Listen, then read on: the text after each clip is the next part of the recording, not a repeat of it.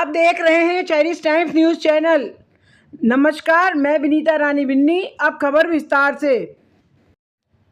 छठ पूजा park new कौंडली Mayur Vihar phase 3 Delhi में 5 अप्रैल से 15 अप्रैल 2026 तक रुद्र चंडी महायज्ञ का आयोजन किया गया। इस अवसर पर वृंदावन से पधारी श्रद्धा किशोरी जी का प्रवचन कार्यक्रम भी हुआ, जिसमें उन्होंने श्रीमद् भगवद गीता पर आधारित व रामचरितमानस पर आधारित कथा का वाचन किया। श्री राम कथा का प्रवचन देते हुए श्रद्धा किशोरी जी ने कहा कि रामचरितमानस से समझते हैं कि मानस का अर्थ, जब तक अपने मन को भगवान में नहीं लगाओगे तब तक जीवन का चरित्र बदलने वाला नहीं है। उन्होंने कहा कि रामचरितमानस के महत्व को समझने के लिए रामायण का पढ़ना बहुत ज़रूरी है। उन्होंने कहा कि सब चाहते हैं कि मेरा बेटा राम जैसा बने, लेकिन राम जैसा बेटा कब बनेगा? जब रामायण हाथ में होगी। जब तक रामायण हाथ में नहीं दोगे तब तक राम जैसा बेटा नहीं बन सकता। राम जैसा वह भी बन सकता है, परंतु उसके जीवन में रामायण जैसा संस्कार भी होना चाहिए।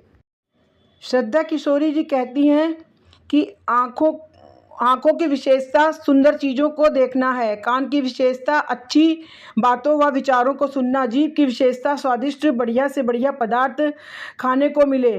संसार का मनुष्य यही तो कर रहा है, दृष्टि देख रही है कहाँ कहाँ इस संसार में चला जाए, घूम आए। लेकिन कहते हैं रामचरितमानस की अगर आप कथा सुन रहे हो तो पहले तो मन को सुंदर करो। अगर मन सुंदर हो गया, साफ हो गया, तो भगवान में आपका मन लग जाएगा। श्रद्धा किशोरी जी ने श्रोताओं से कहा कि हमें सत्यनारायण की कथा का पाठ अवश्य करना चाहिए।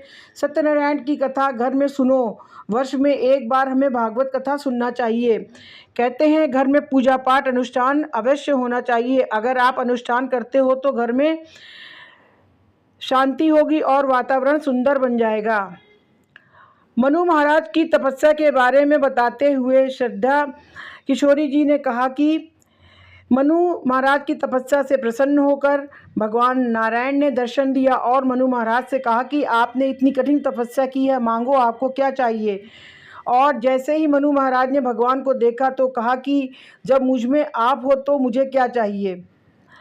भगवान ने कहा कि आपने कठिन तपस्या की है, इसका फल आपको अवश्य मिलेगा। त्रेता में मेरा राम अवतार होगा और मैं तुम्हारा पुत्र राम बनकर उस समय आऊँगा। तुम हमारे पिता दशरथ हो, लेकिन पत्नी ने भी उतनी ही तपस्या की है जितनी मनु महाराज ने की है। शत्रुपा से भगवान ने कहा कि तुमने कठिन तप किया है, इसलिए तुम मुझसे वर मांगो।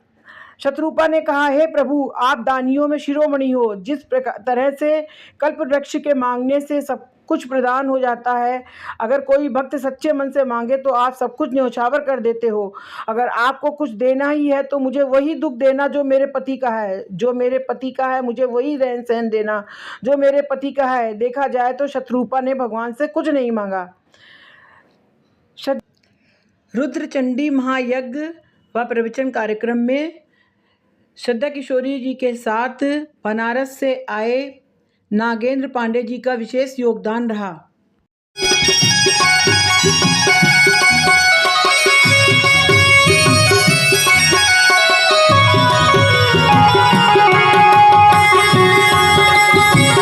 आज केवट प्रभु राम जी के चरणों को धुल रहा है और प्रभु अभी तक हाथ सिर पर नहीं रखे हैं।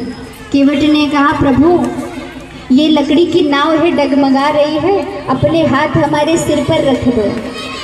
क्या भाव है, जैसे जैसे हरे